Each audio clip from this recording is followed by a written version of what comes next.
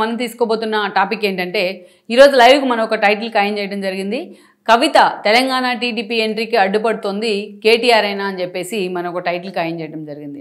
Yes, గత కొన్ని రోజులుగా జరుగుతున్న పరిణామాలు చూసినట్లయితే కవిత టీడీపీ ఎంట్రీ మీద లోకేష్ కూడా క్లారిటీ ఇచ్చే ప్రయత్నం చేశారు. లోకేష్ ఎప్పుడైతే కవిత టీడీపీ ఎంట్రీ మీద క్లారిటీ ఇచ్చారో అప్పటి నుంచి కూడా ఈరోజు కవితని తెలంగాణ టీడీపీ వైపు చూడకుండా అడ్డుపడుతోంది కేటీఆర్ అయినా అన్న చర్చ కూడా హాట్ టాపిక్ అవుతుంది. ఎందుకంటే ఇదే మాటను ఎండార్స్ చేసే విధంగా లోకేష్ కూడా కొన్ని డైలాగులు మాట్లాడడం జరిగింది. లోకేష్ కూడా కొంత నిజాలను బయటపెట్టే ప్రయత్నం చేశారు. ఈ క్రమంలోనే ఈ రోజున కవితని తెలంగాణ టీడీపీలో చేర్చుకోవద్దు అనే విధంగా కేటీఆర్ లోకేష్తోని మాట్లాడారు అన్న కొంత లీక్ కూడా బయటకు వస్తూ ఉంది. ఇక్కడ మనం చూసినట్లయితే లోకేష్ కొంత డిప్లొమాటిక్ ఆన్సర్ ఇచ్చున్నారు మీడియా నుంచి. ఆయన ఉపరాష్ట్రపతి ఎన్నికలు జరుగుతున్న సమయంలో ఢిల్లీలో ఉన్నారు. ఢిల్లీలో నేషనల్ మీడియాతో కూడా ఆయన 2 రోజుల పాటు ఇంటరాక్ట్ కావడం జరిగింది. ఈ క్రమంలోనే ఒక 2 కీలకమైన క్వశ్చన్స్ లోకేష్కి ఎదురయ్యాయి. దాంట్లో భాగంగా మీరు కవితని పార్టీలోకి తీసుకుంటారా అంటే కవితని పార్టీలోకి తీసుకుంటే జగన్మోహన్ రెడ్డిని పార్టీలోకి తీసుకున్నట్టే అని చెప్పి కూడా ఆయన క్లారిటీ ఇచ్చారు.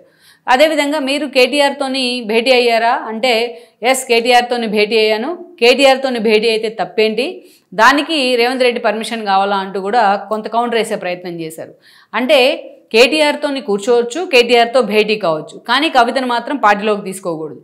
కవితను పార్టీలోకి తీసుకుంటే ఏదైతే జగన్మోహన్ రెడ్డిని తీసుకున్నట్టు, ఎందుకంటే ఆమె లిక్కర్ కేసులో సిబిఐ ఈడీ ఎంక్వైరీని ఎదుర్కొని జైలుకు వెళ్ళిచ్చింది కాబట్టి జగన్ తీసుకున్నట్టే అని కూడా ఆయన మాట్లాడారు.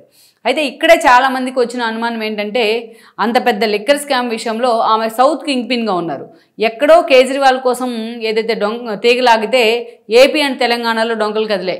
ఆ రోజున మోడీ వైపు నుంచి ఈడీ చాలా సీరియస్గా సిబిఐ కూడా ఈ కేసులో ఇన్వాల్వ్ అయింది. ఆల్మోస్ట్ ఒక 300 crores లిక్కర్ స్కామ్ అది. అక్కడ కేజ్రీవాల్ కోసం కదిలించిన లింకులన్నీ కూడా ఇక్కడ బయటపడ్డాయి తెలంగాణ అండ్ ఏపీలోని. ఏపీలో చూస్తే విజయసాయిరెడ్డి అల్లుడు వరుస అయిన సరిచంద్రారెడ్డి అరెస్ట్ అయ్యారు. ఆ రోజు వైఎస్ఆర్సీపీ ఎంపీగా ఉన్న మాగుంటి సుబ్బరామరెడ్డి కొడుకు రాఘవరెడ్డి అరెస్ట్ అయ్యారు. వేరే తెలంగాణకు వచ్చినట్లయితే కవిత కేసీఆర్ స్వయంగా కేసీఆర్ బిడ్డ అయిన కవిత కూడా అరెస్ట్ అయ్యారు. సిబిఐ అండ్ ఈడీ కూడా అసెంబ్లీ ఎన్నికలకి కంటే ముందు ఆమె మీద ఛార్జ్షీట్ ఫైల్ అయింది. అసెంబ్లీ ఎన్నికల రిజల్ట్ తర్వాత ఎంపీ ఎలక్షన్స్ కంటే ముందు కవితని ఆ రోజున ఈడీ అరెస్ట్ చేసి తిహార్ జైల్లో పెట్టింది. ఆల్మోస్ట్ ఆవిడ 7 నెలలకు పైగా జైల్లో ఉన్నారు. తర్వాత బయటకు వచ్చున్నారు. ఆ బెయిల్ కోసం పాపం అటు కేసీఆర్ కానీ అదేవిధంగా హరీష్ రావు కానీ కేటీఆర్ కానీ చాలా ప్రయత్నాలు చేసి ఎట్టకేలకు అటు బీజేపీతో సయోధ్య కుదుర్చుకుని ఆమెను బయటికి తీసుకొచ్చుకున్నారన్న విమర్శలు కూడా వచ్చాయి. అది ఈ ఎపిసోడ్ అంతా కూడా అందరికీ తెలిసిన విషయమే. వన్స్ కవిత ఈ రోజున ఏదైతే ఈ లిక్కర్ స్కామ్ వ్యవహారంలో జైలుకి వెళ్ళి బయటకు వచ్చిన తర్వాత ఆమె అడుగులన్నీ కూడా డిఫరెంట్గానే ఉన్నాయి. కాంగ్రెస్ని టార్గెట్ చేస్తూ కొన్ని ఇష్యూస్ మీద మాట్లాడేది. ఈరోజు బీసీ వాయిస్ తానే అన్నట్టుగా తను ప్రొజెక్ట్ చేసుకుంటూ ఉంది. బీసీ రిజర్వేషన్ అంశం మీద ఇందిరా పార్క్ ధర్నా చౌక్లోని ఆమె ఒక 24 hours ధర్నా అని చెప్పేసి 5 గంటల్లోనే ఆ ధర్నాను అయిపోగొట్టున్నారు. అదేవిధంగా రేవంత్ రెడ్డి బీసీ కులగాన్ని చేపడితే దాన్ని కూడా విమర్శిస్తూ ఉన్నారు. ఇక కంచె ఐలమ్మ విగ్రహం మీద కూడా ఏదైతే మాట్లాడారు ఆవిడ. అదే కాకుండా అనేక రకాల ఇష్యూస్ మీద ఆమె హైలైట్ చేస్తూ ఉన్నారు. ఇక తెలంగాణ తల్లి విగ్రహం మీద కూడా ఆమె కొంత కౌంటర్ చేసే ప్రయత్నం చేశారు. ఊరూరా తెలంగాణ తల్లి విగ్రహాలు పెడతామంటూ కూడా రేవంత్ రెడ్డి కౌంటర్ ఇచ్చారు. ఇలా ప్రతి విషయం మీద అటు కాంగ్రెస్ని టార్గెట్ చేస్తూనే ఆమె అనేక రకాల ఇష్యూస్ మీద ఫోకస్ చేసే ప్రయత్నం చేస్తూ ఉన్నారు. అయితే ఇదే సమయంలో తన పార్టీ పెడుతుందని చర్చ జరుగుతూ ఉంది. ఇక లిక్కర్ స్కామ్ వ్యవహారంలో ఆమె ఇరుక్కొని బయటకు వచ్చిన తర్వాత అటు కేటీఆర్ వైపు నుంచి కానీ ఆమెను ఎంటర్టైన్ చేయట్లేదు. ఎందుకంటే ఆమె లిక్కర్ కేసులో ఇరుక్కుందన్న వ్యవహారం వాళ్ళని చాలా డ్యామేజ్ చేసింది బీఆర్ఎస్ని. ఆఖరికి ఎంపీ ఎలక్షన్స్లో ఆ పార్టీ 0కి మిగిలింది. ఈ పరిణామాలతో వాళ్ళు కవితను అంతగా సీరియస్గా వెల్కమ్ చేయలేకపోయినారు. ఇదంతా కూడా ఆవిడకి ఒక సఫికేషన్ ఎదురైంది. అందుకే ఆవిడే ఒక లేఖ రాసి దాన్నే ఎవరో లీక్ చేసినట్టుగా ఒక లీక్ చేసి పార్టీ మీద ఎలిగేషన్ స్టార్ట్ చేసింది ఆవిడ. పార్టీలో దెయ్యాలు ఉన్నారు, సో దేవుడైన తన తండ్రిని వాళ్ళు బ్లఫ్ చేస్తూ ఉన్నారని చెప్పి కొన్ని ఎలిగేషన్స్ చేశారు పేర్లు బయట పెట్టకుండా. అప్పటి నుంచే ఏదైతే ఆ ఇష్యూలో కవిత వర్సెస్ కేటీఆర్, కవిత వర్సెస్ కేసీఆర్, కవిత వర్సెస్ హరీష్ రావు అన్న ఈక్వేషన్స్ తెర మీదకి వచ్చాయి. సో అలా ఒక నెల జరిగిన తర్వాత తన బిడ్డలు తీసుకుని ఆమె యూఎస్ వెళ్ళడం జరిగింది. వాళ్ళని ఆశీర్వదించడం కోసం తండ్రి దగ్గరికి తీసుకెళ్తే ఆమెని లోపలికి రానియకుండా వాళ్ళ పిల్లల్ని ఆశీర్వదించి ఆయన పంపించడం జరిగింది. ఆమెకు అర్థమైంది వాట్ ఈజ్ వాట్ అని, తనకి ఎంత ల్యాప్సెస్ వచ్చినాయి పార్టీతో అనేది ఆమెకు అర్థమైంది. ఇక సోషల్ మీడియా వేదికగా కూడా బీఆర్ఎస్ సోషల్ మీడియా వేదికగా టార్గెట్ అవుతూ వచ్చింది. ఈ క్రమంలోనే ఇటీవల ఆవిడ ప్రెస్ మీట్ బాంబ్ బ్లాస్ట్ చేసే ప్రయత్నం చేశారు. ఈరోజు ఎప్పుడైతే కేసీఆర్ మీద సిబిఐకి ఎప్పుడైతే కాళేశ్వరం అంశాన్ని సిబిఐకి ఇచ్చే ప్రయత్నం చేసిందో ప్రభుత్వం, అప్పుడే కవిత ప్రెస్ మీట్ పెట్టడం జరిగింది. కేసీఆర్ ఒక్కడినే ఆకాశానికి ఎత్తేస్తూ మిగిలిన వాళ్ళందరినీ కూడా బొంబాటు చేసే ప్రయత్నం చేసింది. హరీష్ రావు దగ్గర నుంచి సంతోష్ రావు దాకా వాళ్ళిద్దరే ముఖ్య కారకులు పార్టీ నాశనం కావడానికి. కేసీఆర్ లాంటి వాడి మీద సిబిఐ ఎంక్వైరీకి ఆదేశించిన తర్వాత ఈరోజు పార్టీ ఉంటే ఎంత పోతే అంత కూడా డెరిగేటరీ కామెంట్స్ చేశారు. విత్ ఇమీడియట్ ఎఫెక్ట్ ఆయన సాయంత్రానికి ఆమెను పార్టీ నుంచి సస్పెండ్ కూడా చేయడం జరిగింది. ఈరోజు ఆవిడ పార్టీ పెడుతుందని వార్తలు వస్తున్నప్పటికీ కూడా అంత సాహసం చేస్తుందని ఆమె సన్నిహితులు అనుకోవట్లేదు. ఎందుకంటే జాగృతి పేరుతోని ఇన్ని రోజులు ఆమె వెంట నడిచిన వాళ్ళే ఆమె కేసీఆర్కి ఎదురు తిరిగిన తర్వాత ఆమెను చెడామడా తిడతా ఉన్నారు ప్రెస్ మీట్లు పెట్టి. అంతేకాదు సోషల్ మీడియా వేదికగా ఇన్ని రోజులు ఆమెను అప్లిఫ్ట్ చేసిన వాళ్ళే ఈరోజు ఆమె మీద చాలా దారుణంగా విరుచుకుపడతా ఉన్నారు. ఈ విషయంలో కేటీఆర్ని ఖండించాల్సిందే. ఎవరైనా ఆడబిడ్డే తన రక్తమే తన చెల్లిది కూడా అంత దారుణంగా తన సోషల్ మీడియా ఆమెను ట్రోల్ చేస్తూ ఉంటే ఆమె వ్యక్తిత్వ హనం కూడా చేస్తూ ఉన్నారు. ఆమె క్యారెక్టర్ అసాసినేషన్ కూడా చేస్తూ ఉన్నారు. ఎప్పటికైనా వాళ్ళిద్దరూ ముందు కేసీఆర్కి స్వయాన పిల్లలే, వాళ్ళిద్దరూ అన్నా చెల్లె, ఎప్పటికైనా కలవాల్సిన వాళ్ళే రాజకీయంగా విభేదించిన. కానీ అలాంటి ఆమెని వ్యక్తిగతంగా ఆమె క్యారెక్టర్ని కూడా అసాసినేషన్ చేస్తుంటే కనీసం కేటీఆర్ లాంటి వాళ్ళు కేసీఆర్ లాంటి వాళ్ళు దాన్ని ఖండించట్లా. కావాలని వాళ్ళే ఆమె క్యారెక్టర్ మీద బురద పోస్తున్న విధంగా ఈరోజు పరిణామాలు ఉన్నాయి. ఈ విషయంలో కవితకి సింపతి దక్కుతూ ఉంది తెలంగాణ సమాజం నుంచి మిగతా విషయాల్లో కంటే. ఇక ఇప్పుడున్న పరిస్థితుల్లో ఆమె జాగృతిలో ఉన్న నలుగురిని వెంటేసుకొని పార్టీ పెట్టినా ఆమెకు అంత ఫ్యూచర్ ఉండకపోతుంది. ఎందుకంటే ఈరోజు తెలంగాణ రాజకీయాల్లో అంత వ్యాక్యూమ్ లేదు. ఒకవైపు బీఆర్ఎస్, మరోవైపు కాంగ్రెస్, ఇంకోవైపు బీజేపీ. ఒక ట్రయాంగిల్ ఫైట్కే అటు అసెంబ్లీ ఎన్నికలు కానీ మొన్నటి ఎంపీ ఎలక్షన్స్ కానీ వేదిక అవుతూ వచ్చాయి. ఇప్పటికే బీజేపీ దూకుడికి కాంగ్రెస్ ఆడుకుంటున్న పరిస్థితికి ఈ రోజున బీఆర్ఎస్ నల్లిఫై అవుతూ ఉంది. దాని ఎగ్జిస్టెన్స్ కూడా ప్రాబ్లంలో పడింది. అందుకే బీజేపీతో పొత్తుల కోసం, బీజేపీతో విలీనం కోసం వాళ్ళు సంప్రదింపులు జరుపుతూ ఉన్నారు.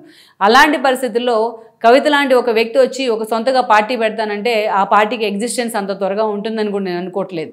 ఆ వ్యాక్యూమే లేదు అసలు తెలంగాణలో.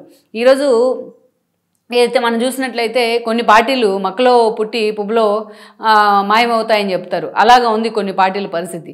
సో ఆ వ్యాక్యూమ్ అయితే లేదు తెలంగాణలో. అందుకే కవిత చాలా స్ట్రాటజిక్ ప్లే చేసే ప్రయత్నం చేసింది తాను విడుదలైన దగ్గర నుంచి.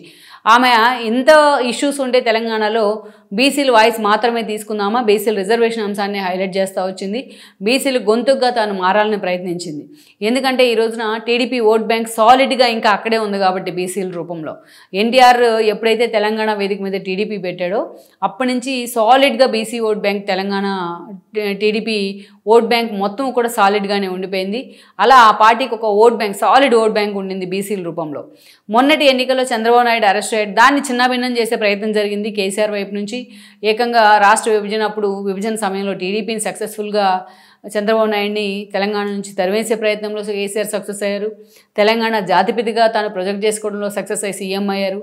సీఎం అయిన తర్వాత టీడీపీ ఎమ్మెల్యేలు గెలిస్తే వాళ్ళందరినీ కూడా తన పార్టీలోని చేర్చుకుని వాళ్ళందరినీ విలీనం చేసుకునే ప్రయత్నం చేశారు టీడీఎల్పీని కూడా. ఇక వేరే 2018లో అయితే ముందస్తు ఎన్నికలకు వెళ్ళి చంద్రబాబు నాయుడు కాంగ్రెస్తో పొత్తుల్ని టార్గెట్ చేస్తూ రిటర్న్ గిఫ్ట్ పేరుతోని హడావుడి చేశారు. ఒకటే కాదు, రెండు కాదు, తెలంగాణలో టీడీపీని దుంపనాశనం చేయడంలో కేసీఆర్ పాత్ర 90% ఉంది. ఆ తర్వాత మిగిలిన వాళ్ళ పాత్ర ఉంది. అది చాలాసార్లు మనం డిస్కస్ చేసే ప్రయత్నం కూడా చేసాం. సో మొత్తానికైతే అలా టీడీపీని ఒక బూచిగా చూపించే ప్రయత్నం చంద్రబాబు నాయుడు కానీ టీడీపీని కానీ సక్సెస్ఫుల్గా అలా కేసీఆర్ చేసుకుంటూ వచ్చినా ఇప్పటికీ ఆ పార్టీని అంటిపెట్టుకునే బీసీ నేతలు ఉన్నారు. బీసీ ఓట్ బ్యాంక్ కూడా ఉంది. మొన్నటి ఎన్నికల్లో చంద్రబాబు నాయుడు జైల్లో ఉన్న కారణంగా, జైలు నుంచి బయటకు వచ్చిన కారణంగా ఆ రోజు పోటీ చేయొద్దని నిర్ణయం తీసుకుంటే ఆ బీసీ ఓట్ బ్యాంక్ కావచ్చు, మిగతా ఓట్ బ్యాంక్ కావచ్చు, 2 votes to కాంగ్రెస్ వైపు ర్యాలీ అయ్యి ఈరోజు రేవంత్ రెడ్డి ముఖ్యమంత్రిగా ఉన్నారు. ఇది ఈ చిన్న లాజిక్ ఎవరికైనా అవగాహన ఉంటుంది దీని మీద. అందుకే ఈరోజు ఆ ఓట్ బ్యాంక్ని టార్గెట్ చేస్తానే కవిత తన ఫ్యూచర్ మీద ఫోకస్ పెట్టారు. దానిలో భాగంగానే తాను కొత్త పార్టీ పెట్టే కంటే టీడీపీలోకి వెళ్ళి తెలంగాణ టీడీపీ కూడా ఈరోజు నాయకత్వం లేమితో ఉంది. చంద్రబాబు నాయుడు ఏపీలో సీఎం అయిన తర్వాత తెలంగాణ మీద ఫోకస్ పెట్టారు. ఒక వారం రోజుల పాటు అక్కడే పార్టీ ఆఫీస్లో కూర్చున్న 4-5 వారాలు నేతలతోని భేటీ అయ్యారు. గతంలో తీగల కృష్ణారెడ్డి లాంటి వాళ్ళు పార్టీలోంచి వెళ్ళిపోయిన వాళ్ళు మళ్ళీ వచ్చి పార్టీని బలోపేతం చేద్దామని కూడా ఆయనకు మద్దతు ఇవ్వడం జరిగింది. అంతేకాదు కొత్తగా కమిటీ కూడా ఏర్పాటు చేయబోతూ ఉన్నారు.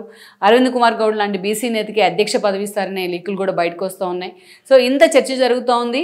ఇలాంటి సమయంలో ఈరోజు నిజంగానే అధ్యక్షులేమితో పార్టీ బాధపడుతూ ఉంది కాబట్టి ఒక వ్యక్తిని అక్కడ సరిగ్గా చంద్రబాబు నాయుడు ప్లాన్ చేయలేకపోతున్నారు కాబట్టి తనకి ఆ వేదికే సరైందని కవిత భావిస్తూ ఉన్నారు. అందుకే ఆవిడ బీసీ వాయిస్ తీసుకున్నారనేది ఇంకో చర్చ. సో ఈరోజు అందుకే కవిత చాలా సీరియస్ ప్రయత్నాలు చేస్తూ ఉన్నారు. చంద్రబాబు నాయుడుతో భేటీకి కూడా ఆమె సిద్ధమవుతున్నారని మొన్నటిదాకా లీకులు వస్తూ వచ్చాయి. ఎప్పుడైతే లోకేష్ లాంటి వాళ్ళు ఖండించారో కవితను మేము పార్టీలోకి తీసుకోమని ఒక ఇండికేషన్ ఇచ్చారో సో అప్పటి నుంచి కూడా కొంత ఈ వార్తలకు బ్రేక్ పడ్డప్పటికీ కేవలం కేటీఆర్ లాంటి వాళ్ళ వల్లే కవిత టీడీపీలోకి తీసుకోలేదు, కవితని లోకేష్ లాంటి వాళ్ళ లీకులు కూడా బయటకు వస్తూ ఉన్నాయి. సో కేటీఆర్ లోకేష్తో భేటీ కానీ కవిత పార్టీ గురించి, కవిత పార్టీలోకి ఎంట్రీ గురించే చర్చ జరిగింది. సో అందుకనే కవిత లాంటి వాళ్ళని పార్టీలోకి తీసుకోవద్దని లోకేష్ని కేటీఆర్ రిక్వెస్ట్ చేసినట్టుగా కూడా వార్తలు వస్తూ ఉన్నాయి బయటికి. అందుకే టెంపరీగా కవిత టీడీపీలోకి ఎంట్రీ అనేది ఆగిపోయిందని మనం అనుకోవచ్చు.